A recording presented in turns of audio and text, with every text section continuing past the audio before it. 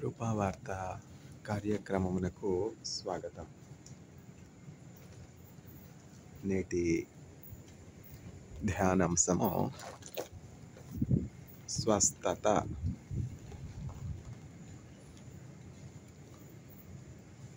Healing. ఆయన పొందిన గాయములను బట్టి మనకు స్వస్థత కలుగుచూ ఉన్నది. యెషయా గ్రంథము 53వ అధ్యాయము 5వ వచనము. By the wounds Jesus Christ has received, we are healed. Isaiah chapter 53 verse 5.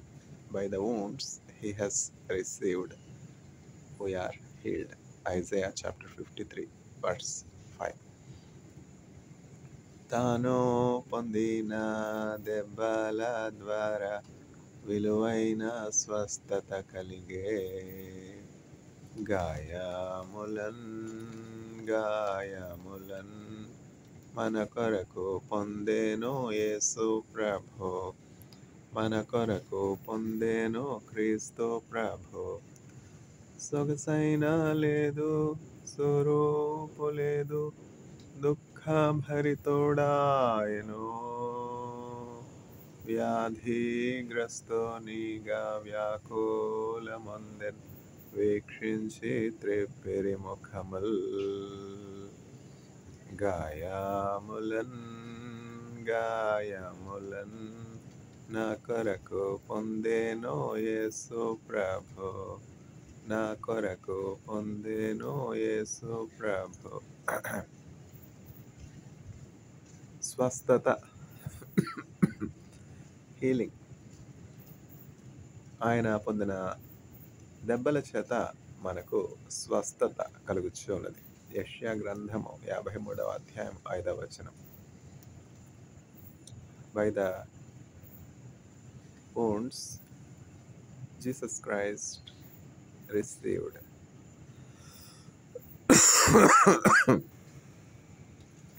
we are healed. Isaiah chapter 3 verse 5. అపరాధిని యేసయ్యా, కృప చూపి బ్రోవమయ్యా, నెపమెంచకై నీ కృపలో నపరాధములను క్షమించు.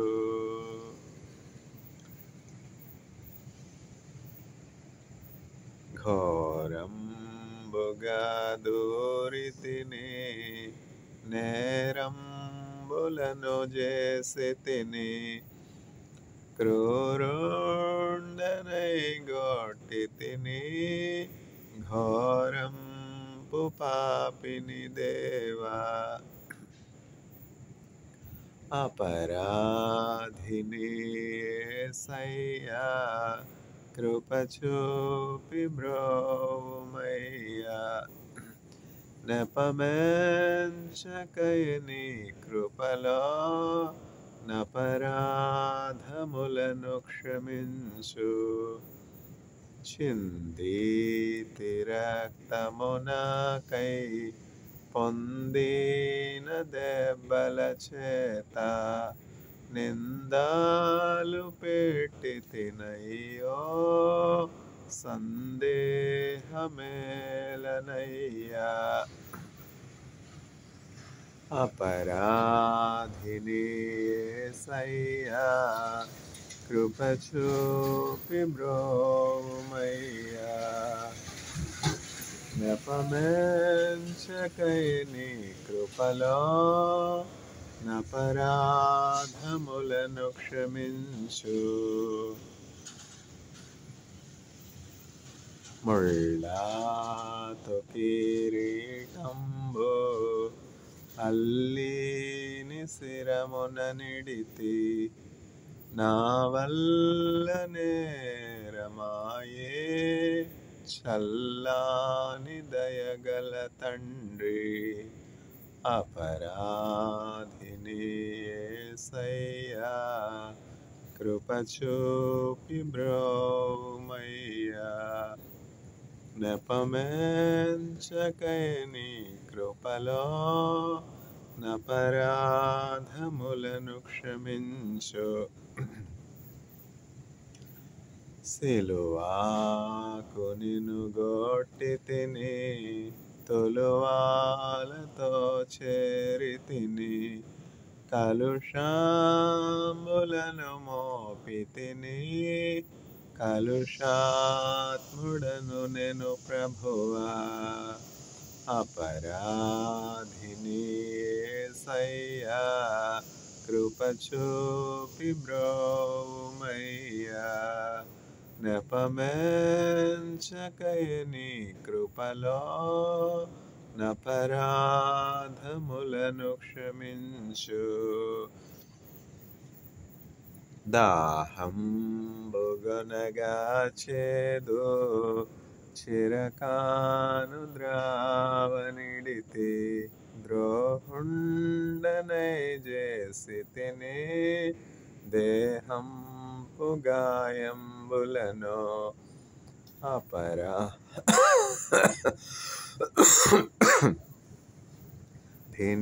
యేసయ్యా, కృప చూపి బ్రోవమయ్యా. నెపమెంచకై నీ కృపలో నపరాధములను క్షమించు. ప్రకాలు బల్లెపు పోటు గ్రాకోన పొడచి తినేనే, మీకేలి బాధించి తినే, మాకోవ చూపితివయ్యా. అపరాధిని యేసయ్యా, కృప చూపి బ్రోవమయ్యా. నెపమెంచకై నీ కృపలో నపరాధములను క్షమించు. శిక్షకు పాత్రుడనయ్యా, రక్షణ తెచ్చితివయ్యా. అక్షయ భాగ్యమునియా, మోక్షంబు చూపితివయ్యా.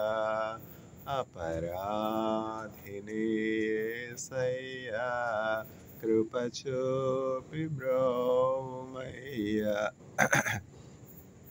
నెపమెంచకై నీ కృపలో నపరాధములను క్షమించు. ఎంత చక్కని పాట.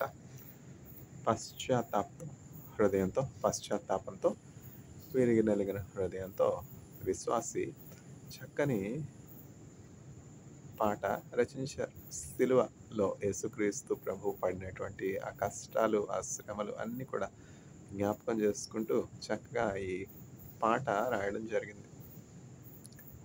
కనులు ఉన్నటువంటి వాళ్ళు, భాషా జ్ఞానం ఉన్నటువంటి వారు, ఆరోగ్యం ఉన్నటువంటి వారు, అన్ని సదుపాయాలు ఉన్నటువంటి వారు, అన్ని సౌకర్యాలు ఉన్నటువంటి వారు రాస్తారు పాటలు. ఎందుకు రాయరు అనుకుంటాం. ఎవరికుండే కష్టాలు వాళ్ళకు ఉంటాయి కదా. విలియం కేరీ గారు యూకే నుంచి దూరమైన, భారమైన, కష్టమైన కలకత్తా వచ్చారు. కలకత్తా వచ్చి ఆ కలకత్తా చుట్టుప్రక్కల ప్రాంతాలన్నీ చూసి పర్యటించి విహారయాత్రలు చేశారా? వినోదాలకు చోటిచ్చారా? సమయాన్ని వ్యర్థపుచ్చుకున్నారా? లేదే. మిషనరీ జీల్ అంటాం కదా, ఆ మిషనరీ జీల్ ఉందన్నమాట విలియం కేరీ గారికి. ఎక్కడో యూకే నుంచి వచ్చారు. భాష కాని భాష, దేశం కాని దేశం. ఒక ఉద్దేశంతో, ఒక గురితో, ఒక లక్ష్యంతో ఎట్లా అయినా సరే బైబిల్ గ్రంథాన్ని తర్జుమా చేయాలి. ఎందులోకి చేయాలి? బెంగాల్లోక.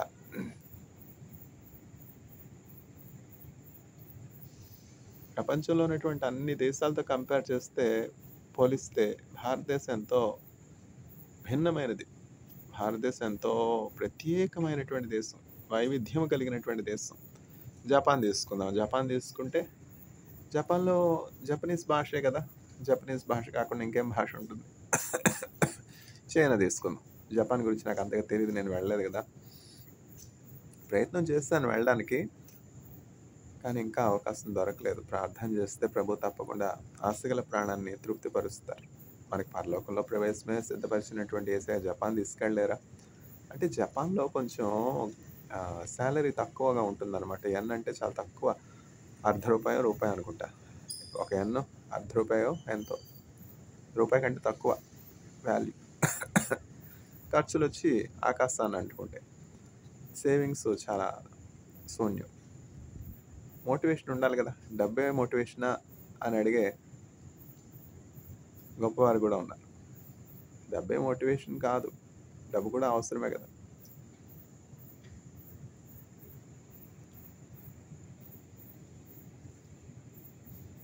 చైనా దేశం వెళ్ళడానికి ప్రయత్నం చేశాను. దేవుని కృపను బట్టి ప్రార్థన చేశాను. నా హృదయవాంఛ తీర్చారు. చైనా దేశంలో జపాన్ దేశంతో పోలిస్తే ఎంతో వైవిధ్యమైనటువంటి దేశం. కరెన్సీ కూడా ఒక ఆర్ఎంబీ రూ. 10. అంటే ఏంటి? ఇండియన్ కరెన్సీ కంటే ఎక్కువ అనమాట. 10 అంతలు ఎక్కువ. తర్వాత అమెరికా దేశం చూసినట్లయితే ఒక యుఎస్ డాలర్ ఇంచుమించు ఇప్పుడు 88, 89, 89 అంతలు ఎక్కువ. అట్లనే న్యూ ఇజ్రాయెలీ షెకెల్ తీసుకున్నట్లయితే ఒక షెకెల్ అప్పట్లో నేను ఇజ్రాయెల్‌లో ఉన్న సమయంలో 2010 నుంచి 2016 వరకు ఒక న్యూ ఇజ్రాయెల్ షెకెల్ ఇంచుమించు రూ. 17 ఉండేది. ఇప్పుడు 19 అయిందనుకుంటా. అయితే కొరియాలో గానీ,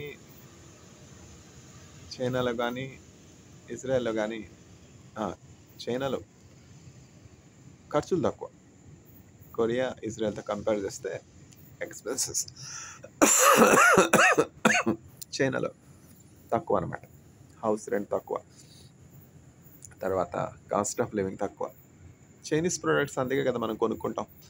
మొబైల్ ఫోన్స్ దగ్గర నుంచి, వాచ్‌ల దగ్గర నుంచి, ఇంకా డైలీ మనం యూజ్ చేసే పదార్థాలు, వస్తువులు, ఎలక్ట్రానిక్ గాడ్జెట్స్ ఇవన్నీ కూడా చైనీస్ ప్రొడక్ట్సే కదా! ఎందుకని? కాస్ట్ తక్కువ, డ్యూరబిలిటీ ఎక్కువ, లాంగివిటీ ఎక్కువ. చైనాలో నేను ల్యాప్‌టాప్ తీసుకున్నా. 2002 సంవత్సరం నుంచి 2018, 19 వరకు పనిచేశాను గానీ, ఎక్కడ ఒక రూపాయి సేవ్ చేసుకొని ఒక సొంతంగా ల్యాప్‌టాప్ కొనుక్కునే అవకాశమే కలగలేదు. కేవలం చైనా వెళ్ళినాక చైనాలో కొంత సేవ్ చేసుకొని దాంతో ఓ ల్యాప్‌టాప్ తీసుకున్నా. ఆ ల్యాప్‌టాప్ ఎంత? 3000 ఆర్ఎంబీ. 3000 ఆర్ఎంబీ అంటే చెప్పాను కదా! 10 అంతలు. మల్టిప్లై బై 10 30,000 రూపాయలు. ఆ డ్యూరబిలిటీ చాలా బావుంటుంది. క్వాలిటీ ఆఫ్ ప్రొడక్ట్ చాలా బావుంటుంది. తీరా ల్యాప్‌టాప్ తీసుకుంటే అంతా ఆన్‌లైన్ పర్చేస్ కదా! ఇప్పుడు మనం షాపింగ్‌కెళ్ళి కొనుక్కోవాలంటే ఎక్కడవుతుంది? లీవ్ పెట్టి ఎళ్తామా? ల్యాబ్‌లో పనుంటుంది గదా! అంతా ఆన్‌లైన్ పర్చేసే కదా! ఆలీబాబా ఈ తర్వాత ఇంకా అనేకమైన అమెజాను ఇట్లా చాలా షాపింగ్ చేసే ఆన్‌లైన్ షాపింగ్ ప్లాట్‌ఫార్మ్స్ ఉన్నాయి గదా! చైనాలో విరివి ఇంకా ఎక్కువ చైనాలో. చైనాలో మనం వాట్సాప్ ఇక్కడ యూజ్ చేస్తున్నాం. చైనాలో వాట్సాప్ అంత విరివిగా యూజ్ చేయరు. వాట్సాప్ చాలా తక్కువ అప్పట్లో. 2019, 2021 నేనున్న సమయంలో వాట్సాప్ అసలు ఎవరు యూజ్ చేసేవారు కాదు. వాట్సాప్. అక్కడ వాళ్ళు యూజ్ చేసేదేంటంటే వీచాట్ యూజ్ చేస్తారు. అట్లనే మనం జీపే యూజ్ చేస్తున్నాం కదా! Google pay, PhonePe. అట్లా చైనాలో ఆలీపే యూజ్ చేస్తారు. ఆలీపే. ఒక స్కానర్ తీస్తారు, స్కాన్ చేస్తారు. QR code. ఎస్‌డిటివి క్యాంపస్ మన ఐఐటీ క్యాంపస్ కంటే ఇంచుమించు 8 అంతల పెద్ద క్యాంపస్. ఐఐటీలో ఈ చివరి నుంచి ఆ చివరి వరకు నడిచి వెళ్ళిపోవచ్చు. అఫ్‌కోర్స్ ఐఐటీలో చక్కని బస్ ఫెసిలిటీస్ ఉన్నాయి. ఎస్‌జిటిలో కూడా బస్ ఫెసిలిటీస్ ఉన్నాయా? అదంతగా నాకు తెలీదు. నేనెప్పుడు బస్సు ఎక్కినట్టు జ్ఞాపకం లేదు. ఎందుకంటే అక్కడ బస్సు కోసం వెయిట్ చేసి బస్ తీసుకొని వెళ్ళే పరిస్థితి ఏం లేదు. అక్కడ చాలా సైకిల్స్ ఉంటాయన్నమాట. బైసికల్స్ ఉంటాయి. బైసికల్స్ ఎట్లా అంటే ఒక 300, 400 బైసికల్స్ ఒక్కొక్క ప్రదేశంలో ఉంటాయన్నమాట. మనం ఆలీపే యాప్ ఓపెన్ చేసి చక్కగా స్కాన్ చేసి క్యూఆర్ కోడ్ సైకిల్‌కి ఉంటుంది. ఒక్కొక్క సైకిల్‌కి ఒక్కొక్క క్యూఆర్ కోడ్ ఉంటుందన్నమాట. అట్లా క్యూఆర్ కోడ్ స్కాన్ చేస్తాం. అది ఆటోమేటిక్‌గా కీ ఓపెన్ అవుతుందన్నమాట. మనం ఎక్కడికి కావాలంటే అక్కడికి వెళ్ళి ఆ సైకిల్‌ని అక్కడ విడిచిపెట్టేయొచ్చు. మళ్ళా తీసుకొనొచ్చి ఎక్కడ తీసుకున్నామో అక్కడే పెట్టాల్సినటువంటి అవసరత లేదనమాట. క్యాంపస్‌లో తీసుకున్న సైకిలు క్యాంపస్ అంతా యూజ్ చేసుకోవచ్చు. ఈ కొనలో తీసుకున్న సైకిల్ ఆ కొనలో విడిచిపెట్టొచ్చు. బయటికి తీసుకొని వెళ్ళడానికి ఉండదు. ఎందుకంటే బయట క్యాంపస్ బయట ప్రతి చోట కూడా బైక్స్ దొరుకుతాయనమాట. క్యాంపస్ బైక్స్ బయట విడిచిపెట్టేస్తే మళ్ళా కష్టం గదా! లోపలికి రావడం. అందుకని చెప్పి బయటికి వెళ్ళే తీసుకొని వెళ్ళే సదుపాయం లేదు. అట్లా ఆహ్, చైనీస్ చాలా ఇన్నోవేటివ్‌గా డిజైన్ చేస్తారనమాట. చైనీస్ సిస్టమ్ ఆఫ్ ఎడ్యుకేషన్ గాని, చైనీస్ సిస్టమ్ ఆఫ్ ట్రాన్స్‌పోర్టేషన్ గాని చాలా నేర్చుకోనవలసినటువంటి అవసరం ఉంది. ఇప్పుడు మనం ఏం చెప్తున్నాం అంటే భారతదేశం ఎంతో భిన్నమైనటువంటి దేశంగా ఉన్నదని చెప్తున్నాం. ఎక్కడి నుంచి ఎక్కడికెళ్ళాము? నా ప్రత్యేకత ఏంటంటే ప్రత్యేకత అనకూడదు. దేవుని కృప. నాకు ఇవ్వబడినటువంటి కృప ఏంటంటే మంచి ఉపాధ్యాయుడిని, మంచి బోధ, టీచింగ్ చేస్తాను. తర్వాత ఎక్కడ ప్రారంభించి ఎక్కడికి వెళ్ళినప్పటికీ చివరికి నేను ప్రారంభించినటువంటి ఆ స్థలంలోనికి వస్తాననమాట. ఏ అంశాన్ని గురించి అయితే మాట్లాడుతున్నానో, టీచింగ్ చేస్తా ఉన్నానో ఆ అంశానికి తిరిగి వస్తాను. అర్థం అవ్వడానికి అనేకమైనటువంటి ఉపమానాలే కావచ్చు, తర్వాత ఉదాహరణలే కావచ్చు, లైవ్లీ ఎగ్జాంపుల్సే కావచ్చు చెప్తాను. కానీ ఏ అంశం గురించి మాట్లాడుతున్నానో ఆ అంశాన్ని మర్చిపోయేది లేదు, విడిచిపెట్టేది లేదు. ప్రారంభించినటువంటి అంశం దగ్గరికి తిరిగి వస్తానమాట. దేవుని కృపను బట్టి ఆ జ్ఞాపక శక్తి ప్రభు నాకిచ్చారు. ఎంఎస్సీలో, బీఎస్సీలో లెక్చర్స్ ఇచ్చేటప్పుడు, సెమినార్స్ ఇచ్చేటప్పుడు నా క్లాస్‌మేట్స్ అందరూ కూడా చాలా ఆశ్చర్యపోయేవారు. ఇప్పుడంటే పవర్ పాయింట్‌లు వచ్చేసాయి గదా! ఇప్పుడు మనం ఏం జ్ఞాపకం పెట్టుకోవాల్సిన అసలు అవసరమే లేదు. మెమరైజ్ చేయవలసినటువంటి అవసరమే లేదు. అర్థం చేసుకున్నా చేసుకోకపోయినా ఒకదంపుడే పవర్ పాయింట్ ప్రెజెంటేషన్స్ వచ్చాయి గదా! కానీ పూర్వం అట్లా కాదు. పూర్వం అంటే ఒక ఇంచుమించు 20, 30 సంవత్సరాల క్రితం సంగతి చెప్తున్నాను. 20 సంవత్సరాల క్రితం అంటే నేను 20 సంవత్సరాలంటే ఎంత?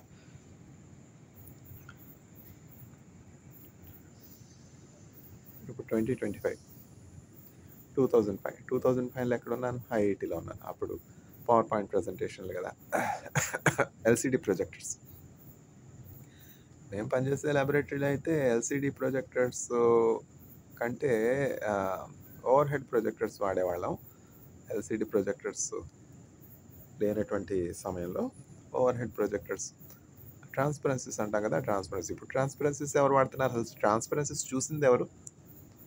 అట్లా సమయం మారుతున్న కొద్దీ మనం ఉపయోగించే వస్తువులు, ఉపయోగించే పద్ధతులు, మాధ్యమాలు మరుగున పడిపోతాయి. ఇప్పుడు టైప్ మెషిన్ ఎవరు వాడుతున్నారు? టైప్ మెషిన్ ఏమీ లేదు గదా! అట్లా. ఏ పరిస్థితులు ఎట్లా మారినా కూడా మారనిది ఏమిటి అంటే సువార్త. మారని వారెవరంటే యేసుక్రీస్తు ప్రభు. ఎందుకంటే యేసయ్య చెప్పారు కదా! నేను నిన్న, నేడు నిరంతరం ఏకరీతిగా ఉన్నాను. మార్పు లేనటువంటి వానిగా ఉన్నాను. యేసుక్రీస్తు ప్రభు ఔట్‌డేట్ అయిపోయే పరిస్థితే లేదు. ఇప్పుడు యేసయ్యకి ఆర్టిఫిషియల్ ఇంటెలిజెన్స్ తెలుసా? యేసయ్యకి తర్వాత మెషిన్ లెర్నింగ్ తెలుసా? పైథాన్ తెలుసా? అని అడగొచ్చు మనం. యేసయ్యకి తెలియనిదేముంది?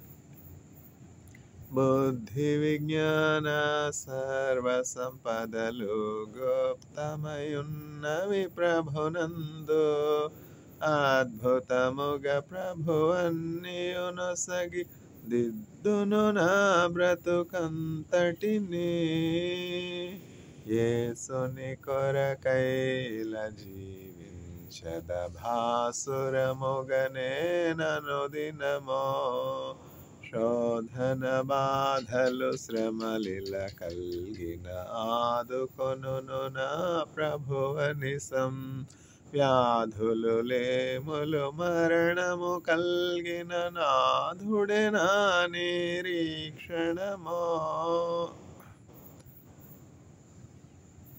నాశనకరమగు గుంటల నుండి మోసకరం బగుయోబి నుండి నాసచె నెలపైకెత్తెను నన్ను పిశాచి పదంబును తొలగించెన్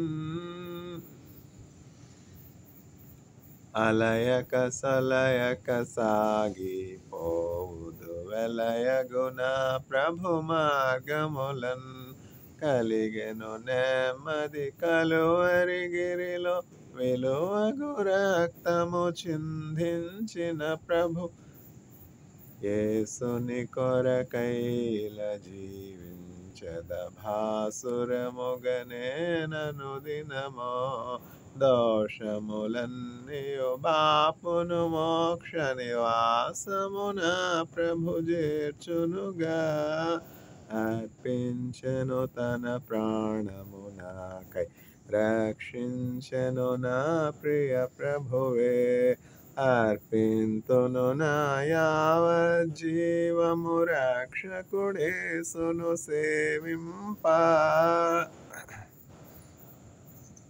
శోధన బాధలు శ్రమలిల కల్గిన ఆదుకొనును నా ప్రభువనిసం వ్యాధులు లేములు మరణము కల్గిన నాథుడే నా నిరీక్షణగున్ అలయక సలయక సాగిపోదు వెలయగున ప్రభు మార్గములన్ కలిగెను నెమ్మది కలువరి గిరిలో విలువగు రక్తము చిందించిన ప్రభు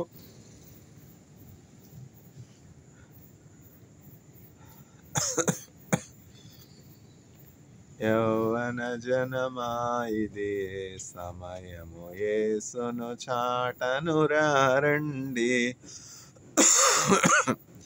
పావన నామము పరిశుద్ధ నామము జీవపు మార్గము ప్రచురింపన్ ప్రభునందానందింతును నిరతము ప్రార్థన విజ్ఞాపనములతో విభుడే తీర్చును ఇలా నా చింతలు అభయముతోను తింతు ప్రభున్ అని తెలియంది ఏముంది? మనకి ఇంటెలిజెన్స్ ఇచ్చింది యేసుక్రీస్తు ప్రభు కాదా? మన బ్రెయిన్ని సృజించింది. బ్రెయిన్లో ఒక్కొక్క నర్వ్ సిస్టమ్ ఎంత చక్కగా కనెక్ట్ అయింది. బ్రెయిన్ నుంచి అనేకమైనటువంటి అవయవాలకి సంకేతాలు ఎట్లా వస్తున్నాయి, ఇతర లోకాల నుంచి మనకి బ్రెయిన్ కమ్యూనికేషన్స్ కళల ద్వారా ఎట్లా వస్తున్నాయి.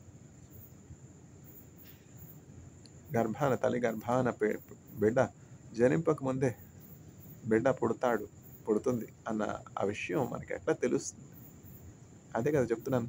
ఏ ఆర్టిఫిషియల్ ఇంటెలిజెన్స్ ద్వారా మరియమ్మ గారు యేసుక్రీస్తు ప్రభువుని కంటారని తెలిసింది. అట్లా ప్రిడిక్షన్, ఆర్టిఫిషియల్ ఇంటెలిజెన్స్ చక్కగా ప్రిడిక్ట్ చేస్తాయి అన్నమాట. ప్రిడిక్టివ్ మోడల్స్ డయాగ్నోస్ చేస్తాయి. థెరపెటిక్ టూల్స్ గురించినటువంటి మంచి ప్రిడిక్షన్. మరి యేసుక్రీస్తు ప్రభు ప్రిడిక్ట్ చేయడం కంటే ఎక్కువ స్థిరంగా ఇంకా కాన్ఫిడెంట్గా వేసే అనేక విషయాలు చెప్పారు. భూమి ఆకాశం గతించగానే నా మాట అనేది కూడా గతించదు, నేను చెప్పినటువంటి విషయాలు తప్పకుండా నెరవేరుతాయని యేసయ్య చెప్పారు. అట్లానే నెరవేరే కదా.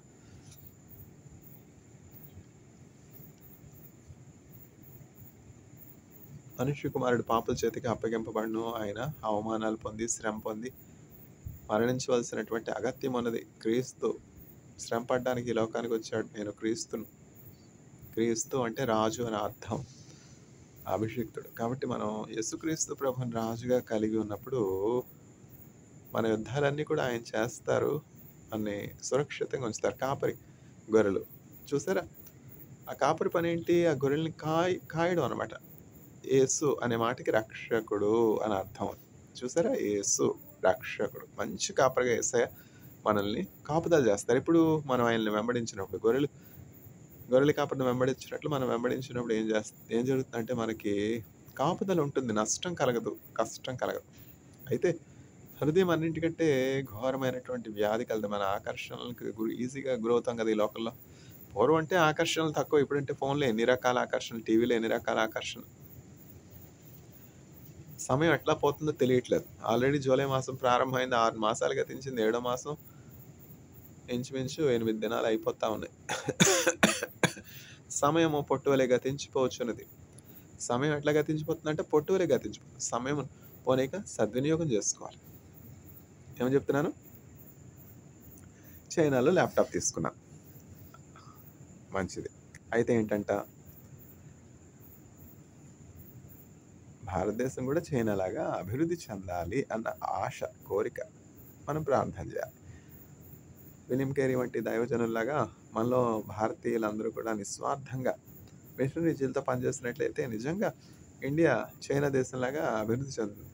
దేవుడెప్పుడు తోడుగాక దేశము వర్ధిల్లును. ఏమిటో ఈయన చెప్పింది ఏం అర్థం కాదు మాకు. सर आप कहाँ से पढ़ा रहे हैं, क्या पढ़ा रहे हैं, हमें कुछ समझ में ही नहीं आ रहा है सर.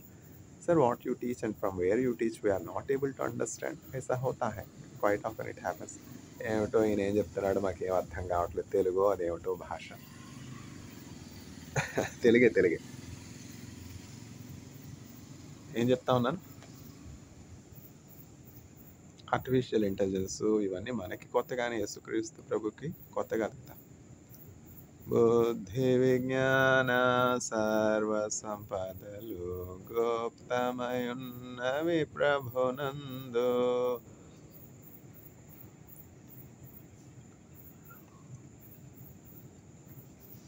యేసుక్రీస్తు ప్రభు ముందుగా చెప్పారనమాట,